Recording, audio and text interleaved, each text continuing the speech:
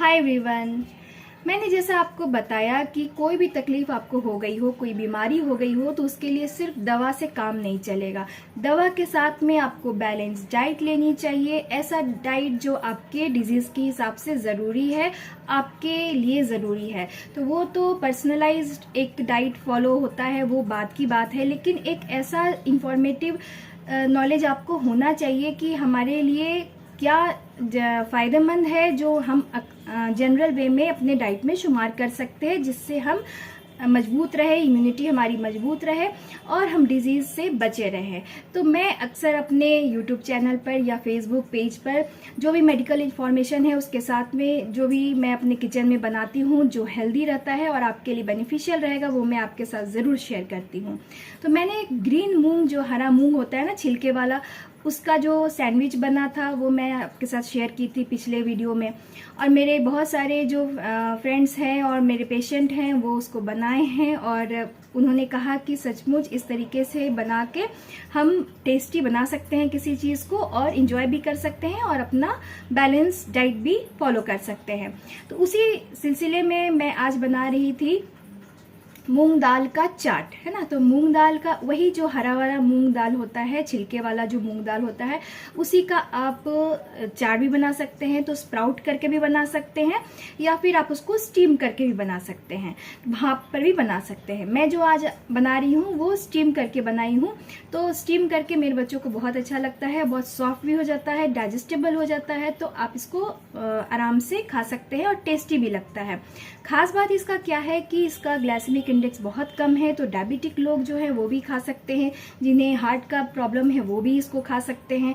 और एक चीज़ मैं आपको बता दूं कि अगर कच्चा जो मूंग होता है ना, कच्चा मूंग अगर आप 100 ग्राम लेते हैं, तो उसमें अगर आप यूट्यूब पर गूगल पे सर्च कीजिए तो उसका जो प्रोटीन का क्वांटिटी है वो बहुत ज़्यादा दिखाता है। तो आप सोचिएगा, मैं अगर 100 ग्राम अगर हरा मूंग खा रही हूँ तो मुझे इतना सारा, मतलब उसमें दिखाता है कि 150-200 प्रोटीन है, लेकिन ऐसा नहीं है। जब आप उस मूंग को स्टीम कर देते हैं या अंकुरित हो जाता है वो, तो उसमें वाटर का क्वांटिटी ज़्यादा हो जाता है, वो डेंस हो जाता है, जिसकी वजह से 100 ग्राम अगर अंकुरित या स्टीम वाला मूंग दाल खाते हैं, हरा मूंग का जो दाल है, जो जैसे आपने रात में भिगो दिया, वो अंकुरित हो गया, या फिर उसको अंकुरित करके आपने स्टीम कर लिया, तो इस तरीके से जो 100 ग्राम आप खाएं तो उसमें सिर्फ आपको 7 से 8 ग्राम प्रोटीन ही मिलता है।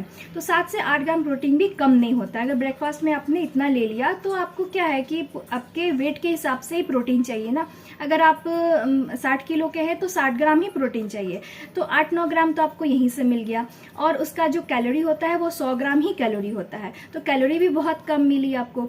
तो कहने का मतलब है कि कैलोरी कम, फैट कम और प्रोटीन ज़्यादा, इस तरीके का ये रेसिपी है। तो आइए चल के समझते हैं कि कितना आसान तरीके से और बहुत ही स्वादिष्ट बन के तैयार होता है।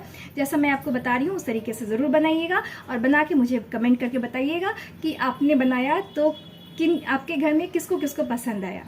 चलिए बनाते हैं। तो हरे मूंग का चाट कह लीजिए या फिर इसे सैलेड कह लीजिए, इसे बनाना बहुत आसान है। सबसे पहले तो जो छिलके वाली हरी मूंग आती है उसको रात भर आप भिगो के फूलने के लिए छोड़ दीजिए। इसको आप अंकुरित भी कर सकते हैं, अंकुरा हुआ जो रहेगा तो वो ज़्यादा पौष्टिक हो जाता है। सुबह में इसको क्या करना है कि अच्छे से पहले वॉश कर लीजिए और कुकर में नमक, आधा चम्मच नमक और आधा चम्मच हल्दी डाल के आधा कप पानी डाल दीजिए और इसको 2 सीटी लगा लीजिए। आप इसको चाहिए तो स्टीम भी कर सकते हैं, स्टीम किया हुआ अगर आप यूज़ करिएगा तो ज़्यादा पौष्टिक भी हो जाएगा।